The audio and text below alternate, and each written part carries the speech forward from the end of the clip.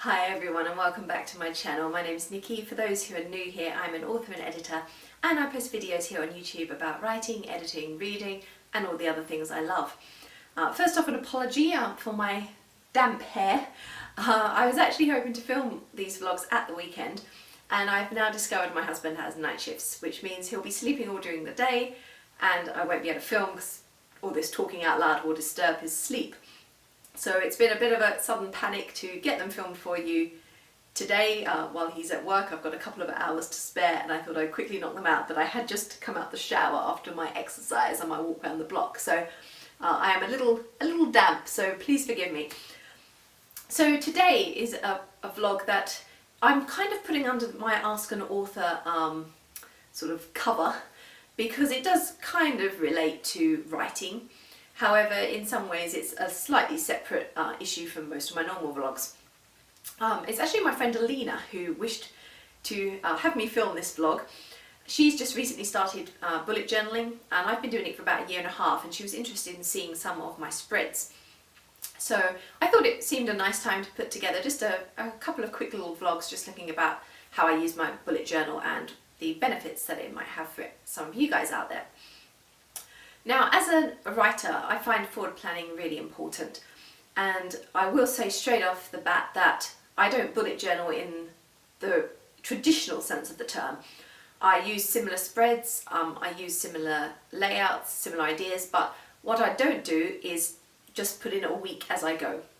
I'm the sort of person who has one of those minds where I need to have everything planned out in advance.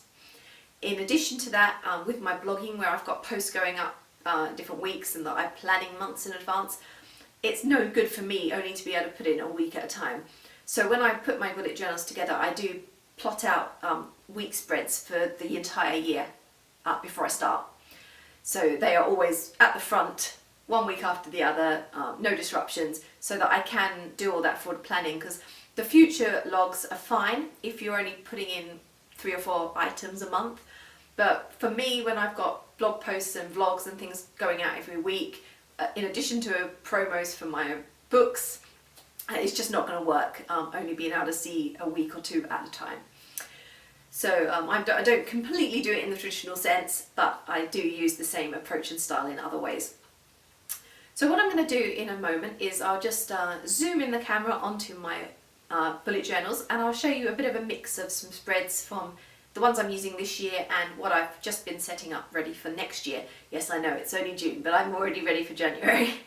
So again, I am of the mind, when I first discovered bullet journal, it was about November, but that part of my mind that likes precision and likes everything to be perfect just couldn't start until January. So my bullet journals do run January to December, like in a very neat year. That's just me, sorry. So it'll give you a bit of a look anyway at sort of the spreads I'm using. Some of the changes that I am going to make for next year, most of those are to do with consolidating things and making things a bit more concise, because I have found that I've doubled up on information a little bit this year. The reason I love bullet journal is because prior to using it, I used to just have my day-to-day to-do lists on bits of paper. And I had to remember things like blog posts and that either in my head or an online diary, which I never remembered to update properly. And it's so great not to have bits of paper flying around, to be able to put all my to-do lists, everything that I want to work on in one place. Have it in a very solid book kind of way of presenting it as well really helps. I know I've got everything just in that spot, I can hold it in my hand and it's all there. So I do find it really useful. As a writer, I will be doing a separate little post just looking in depth at some of my writing spreads. However, even just in terms of being a book blogger, it's a great place to be able to record the books I'm reading, what I thought about them, particularly ready to film my end of the month vlogs when I talk about what I've been reading for the month. And also in planning, because I have my author interview series, I've now started my editor interview series. So all of those I'm booking slots months in advance with authors and editors and publishers. So it's really wonderful to be able to have all that plotted in, to know who I've got coming which day. And for my own promotion, if people have invited me onto their blogs, to know when I've got to get stuff to them and be able to write that all down. So without any further ado, let's have a quick look at the bullet journal.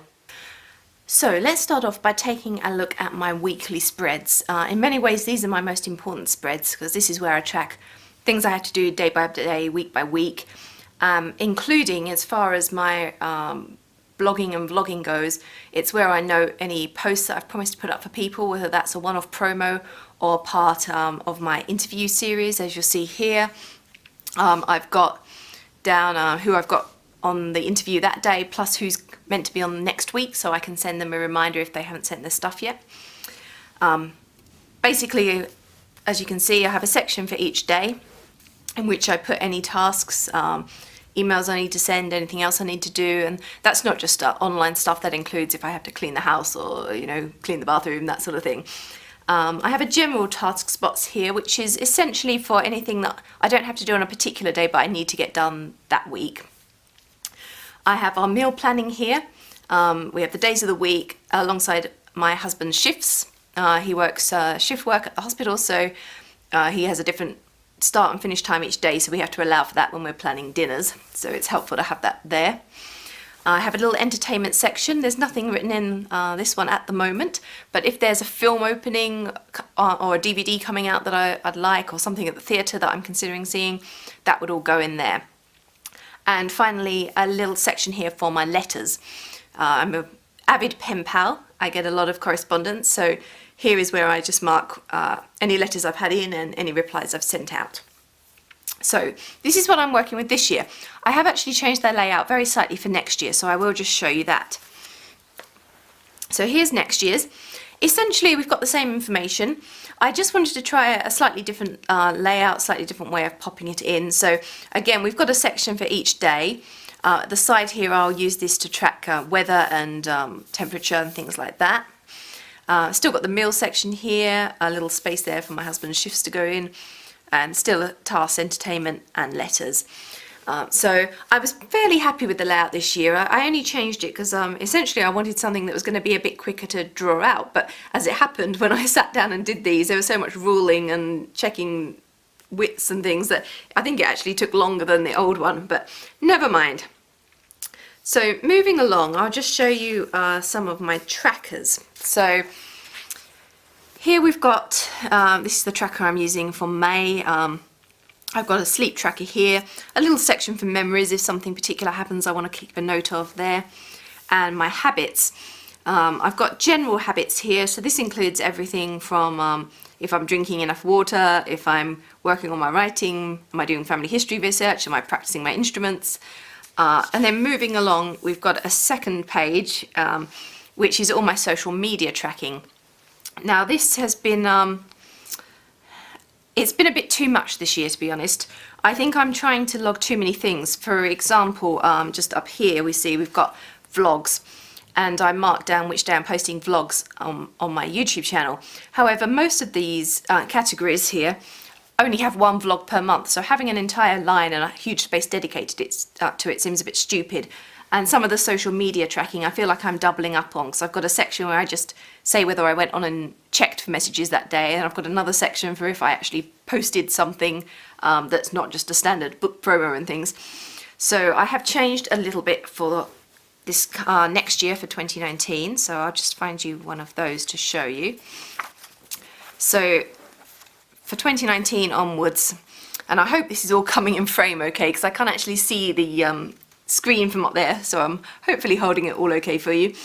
But we've got everything basically that was on 2 pages there has been condensed down to 1 page, and I've tried to get rid of some of the extra information that wasn't necessary.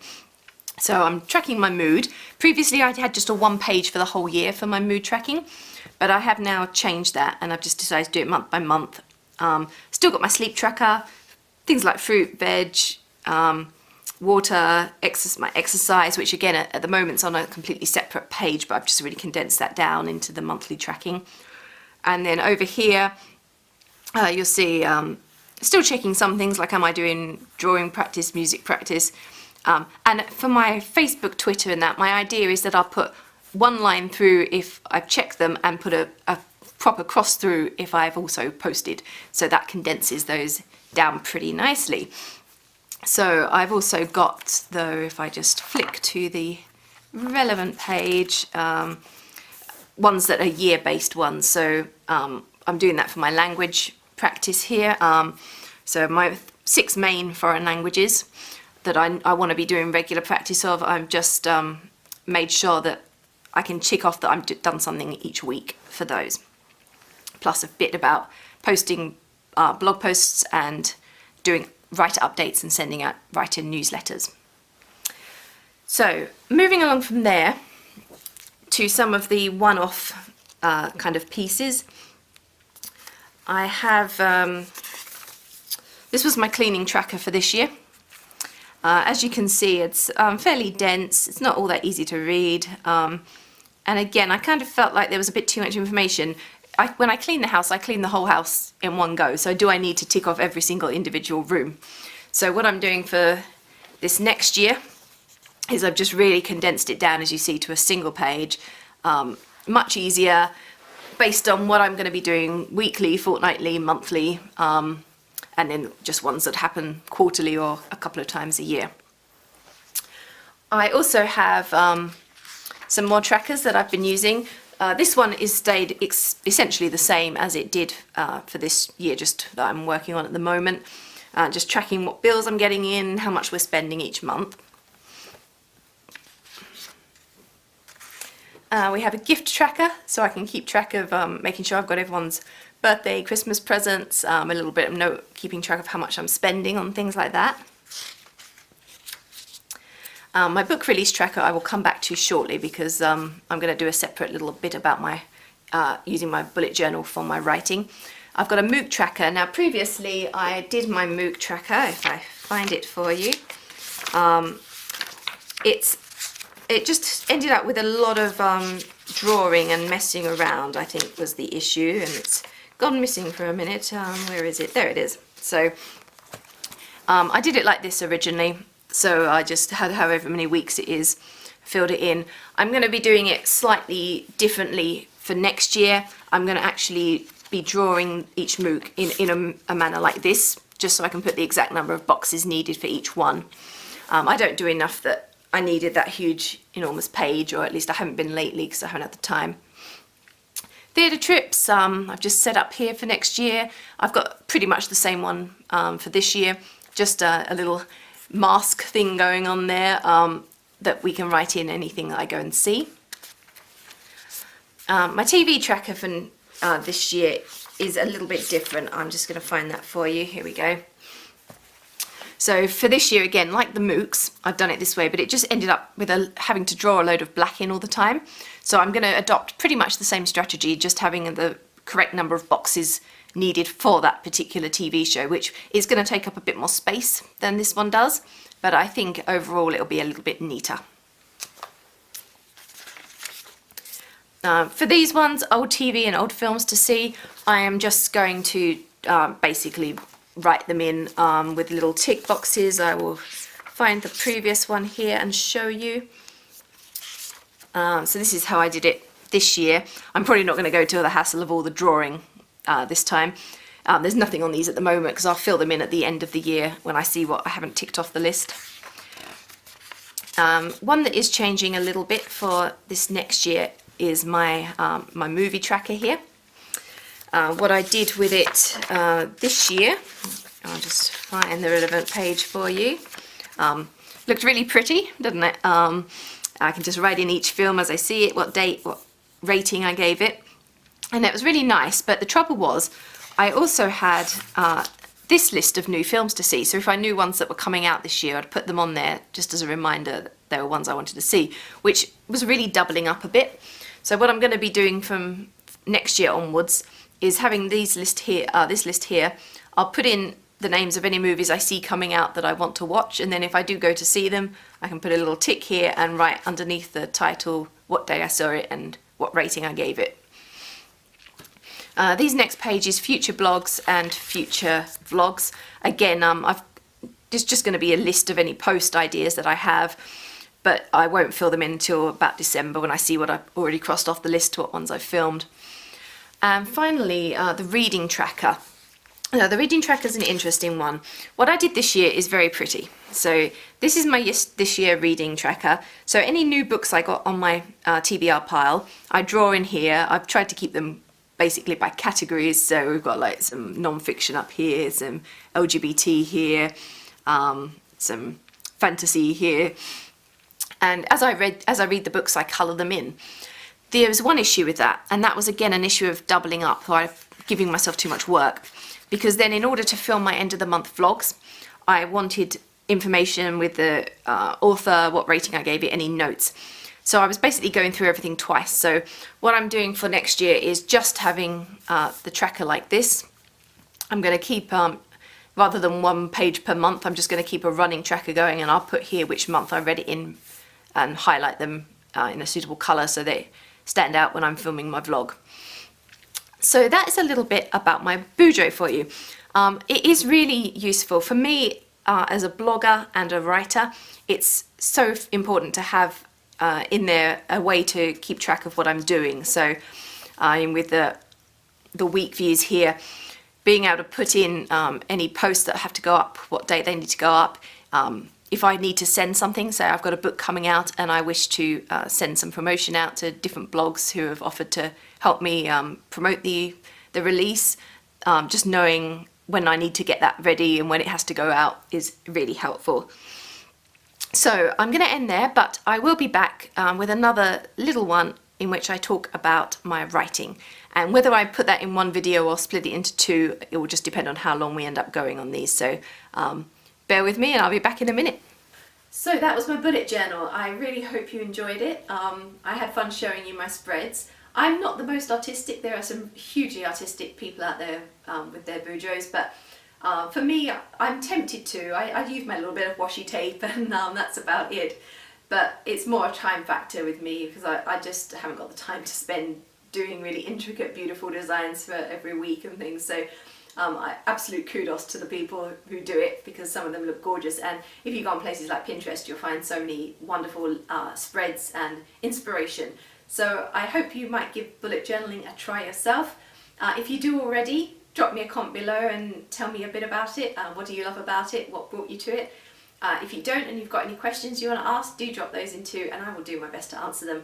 And I'll be back again tomorrow with another very short video just looking in depth at how I use bullet journal to track my writing. Bye for now, everyone.